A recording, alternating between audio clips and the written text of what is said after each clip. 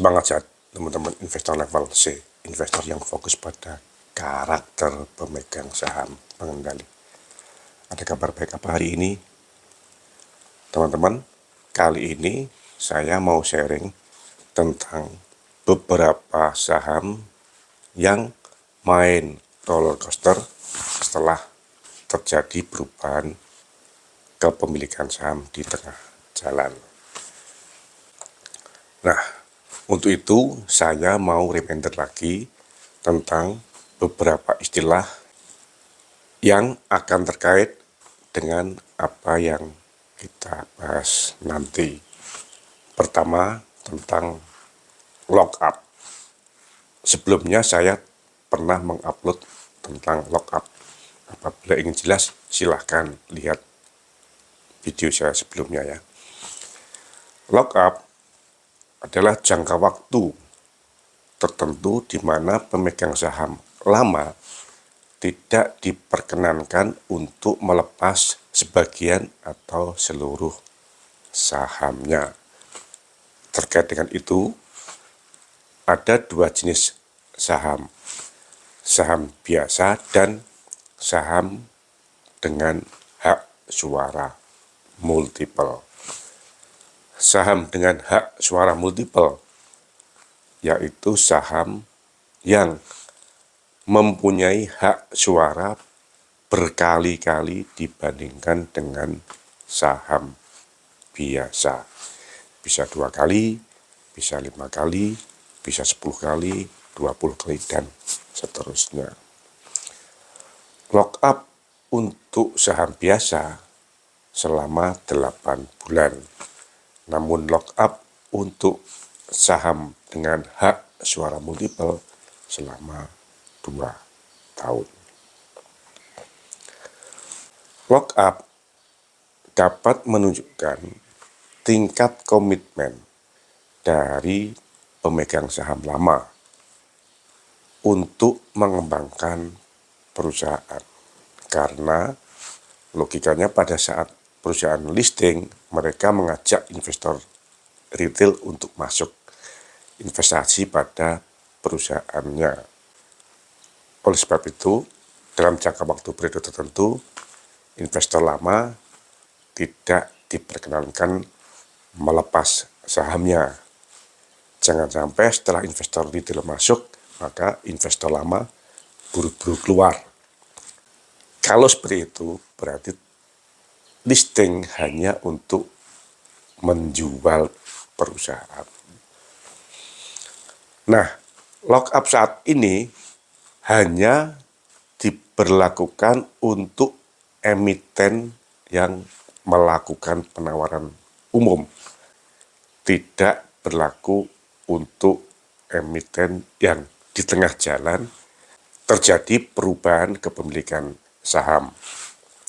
Lockup seperti itu hanya terjadi secara sukarela antara pemegang saham pengendali dengan investor yang baru, namun tidak diatur dalam peraturan OJK tersendiri.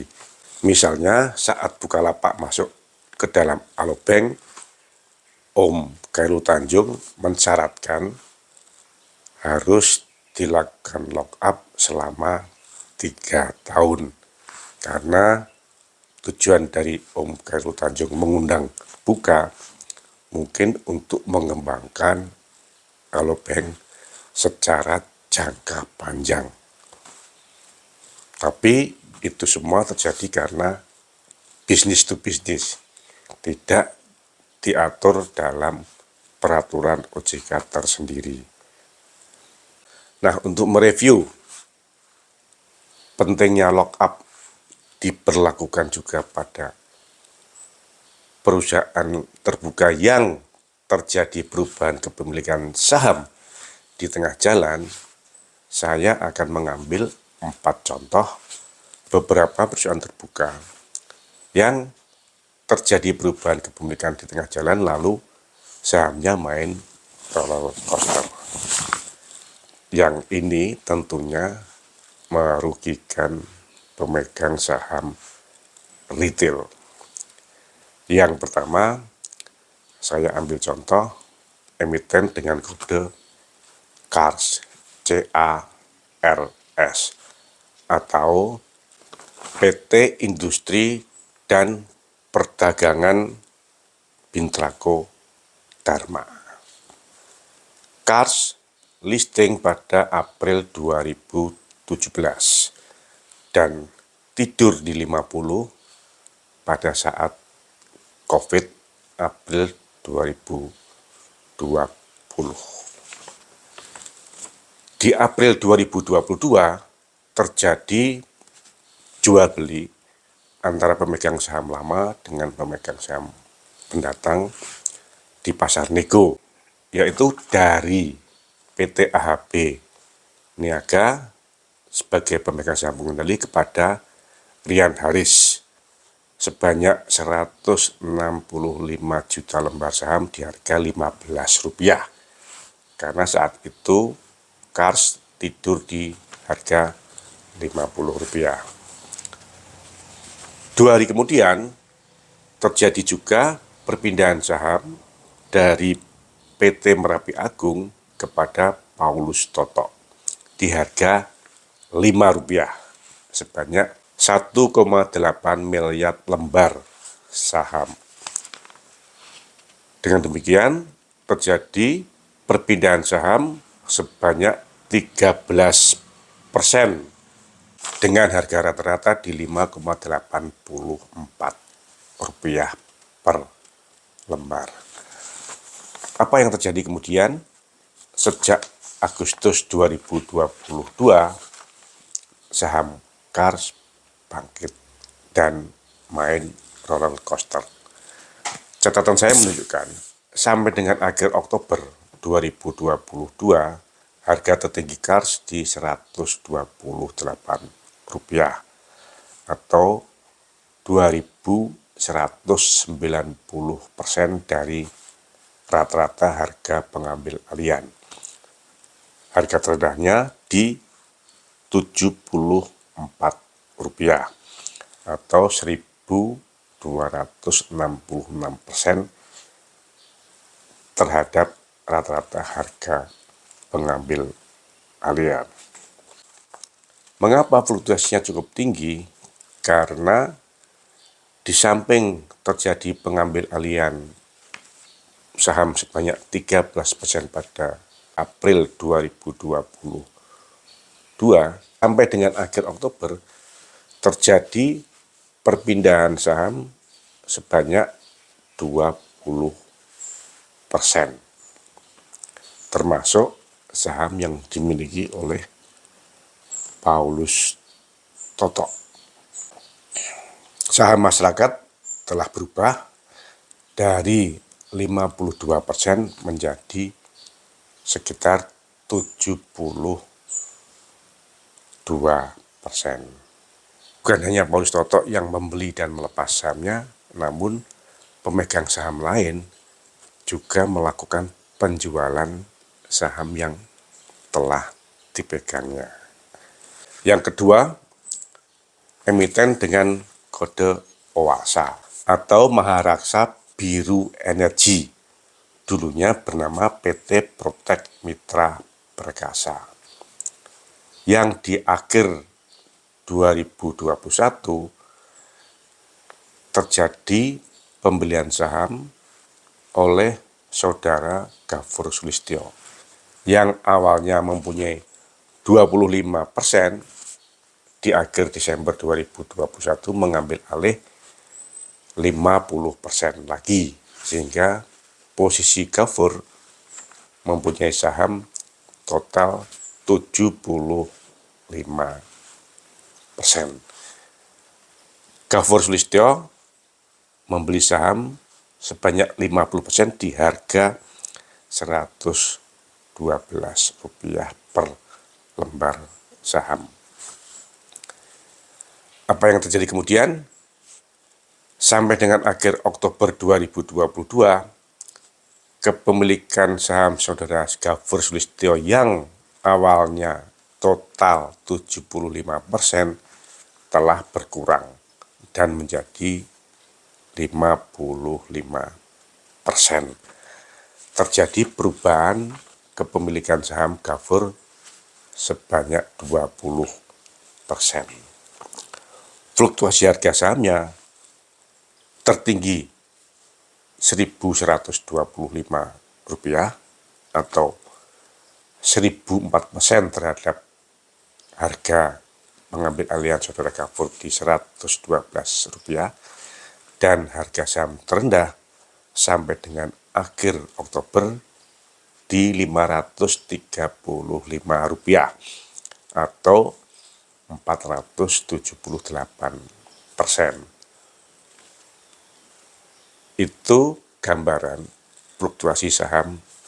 Oasa main roller coaster dengan ring harga antara 478% sampai dengan 1.004% terhadap harga pengambil alihan saudara Gafur Sulistyo.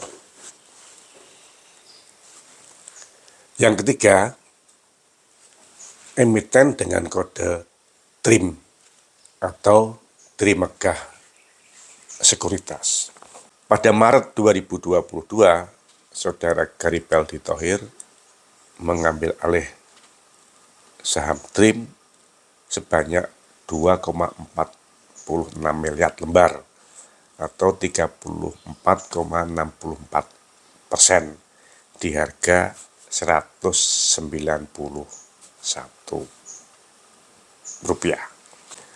Sampai dengan saat ini, fluktuasi harga saham TRIM tertinggi di Rp372 atau 195% dan terendah di Rp214 atau 112%. Sampai saat ini, persentase kepemilikan saham saudara Garibeldi Thohir masih tetap sebesar 34,64%. Yang keempat, emiten dengan kode CPRO, Central Protein Tama. Di akhir 2021, terjadi pengambil alihan oleh Central Protein Prima sebanyak 26,9 miliar lembar saham atau 45,15% di harga rata-rata Rp49,75. Nah, sampai saat ini fluktuasi harga sahamnya tertinggi Rp125 dan terendah di Rp57 atau pergerakannya antara 251% sampai dengan terendah 115%. Dari 4 contoh ini kita bisa bedakan 2 case. Yang pertama, pemegang saham yang mengambil alih di tengah jalan kemudian melakukan jual beli saham juga di pasar untuk emiten Oasa dan emiten Kars. Yang kedua, pengambil alih saham di tengah jalan setelah memegang sahamnya tidak pernah melepaskan lagi, yaitu untuk emiten TRIM dan CPRO. Apa yang bisa kita simpulkan? Yang pertama, fluktuasi harga saham akan semakin tinggi apabila pengambil alihan saham disertai dengan penjualan saham yang telah dipegang oleh pemegang saham non-retail, baik pemilik baru maupun pemilik lama. Yang kedua, tentu ini merugikan investor retail karena akan masuk dalam lingkaran roller coaster.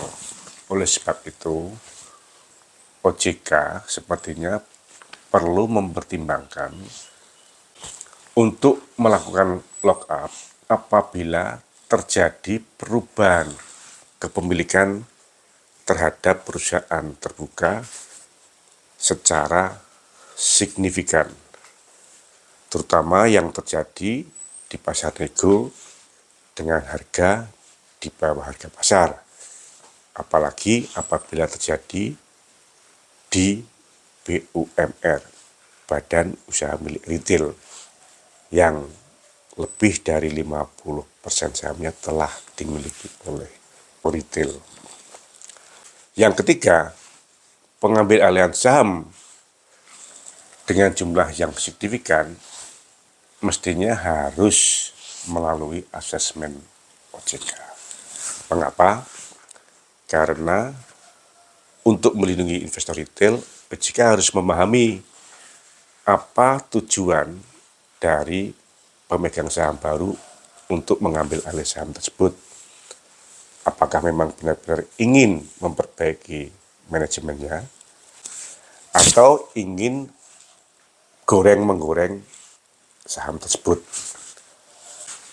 Ini untuk mencegah agar di pasar modal kita tidak pernah terlahir kembali Beni Cokro. Yang keempat, secara logika bisnis, pihak yang mengambil alih saham dengan jumlah signifikan pasti bertujuan untuk memperbaiki manajemen perusahaan tersebut atau melakukan restrukturisasi agar perusahaan terbuka tersebut bisa lebih berkembang. Nah, setelah diambil alih, tahap kedua pasti akan dilakukan perubahan manajemen dan outputnya pasti memerlukan waktu minimal 1 tahun. Tidak mungkin dalam waktu 1 minggu perusahaan tersebut telah memberikan output yang berbeda.